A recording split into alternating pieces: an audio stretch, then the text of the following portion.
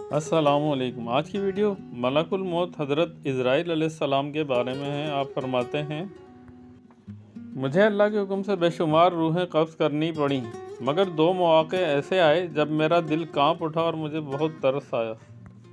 پہلا واقعہ، سمندر میں تختے پر ماں اور نو مولود بچہ۔ ایک مرتبہ مجھے حکم ملا کہ ایک عورت کی روح قبض کر لوں۔ میں نے دیکھا کہ وہ عورت سمندر کے بیچ میں ایک لکڑی کے تختے پر پڑی ہوئی تھی۔ طوفانی لہریں تھیں، نہ کوئی سہارا تھا، نہ کوئی مددگار۔ اسی حالت میں اس عورت نے ایک بچے کو جنم دیا۔ نومولود بچہ رونے لگا اور ماں نے کمزور ہاتھوں سے اسے سینے سے لگا لیا۔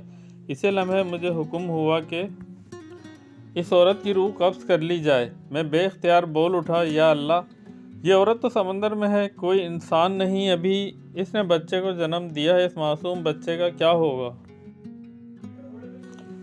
اللہ تعالیٰ نے فرمایا، اے مالک الموت، جس بچے کو میں نے سمندر کے بیچ میں پیدا کیا، اس کی پرورش کا ذمہ بھی میں ہی ہوں۔ تو اپنا کام کر، میں اس کا رب ہوں۔ چنانچہ میں نے حکم کی تعمیل کی اور اللہ نے اس بچے کے لیے ایسے اسباب پیدا فرمائے کہ وہ زندہ بھی رہا اور پروان بھی چڑھا۔ دوسرا واقعہ، جنت جیسا محل اور بادشاہ کی موت۔ ملک الموت فرماتے ہیں، دوسری مرتبہ مجھے اس وقت ترس آیا جب ایک طاقتور بادشاہ نے دنیا میں جنت جیسا باغ اور عالی شان محل تیار کروایا۔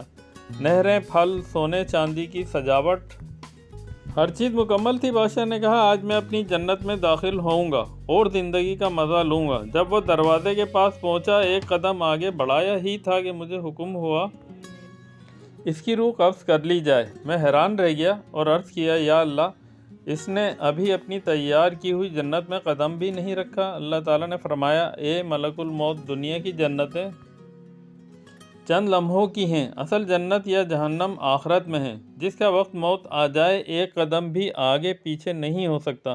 چنانچہ اسی دروازے پر اس بادشاہ کی روح قبض کر لی گئی۔ جو پیدا ہوتا ہے، اس کا رزق بھی اللہ کے ذمے ہے، اور جس کا وقت پورا ہو جائے، وہ دنیا کی ساری تیاریوں کے باوجود رک نہیں سکتا۔ اصل کامیابی آخرت کی تیاری ہے، نہ کہ دنیا کی جنت بنانے میں۔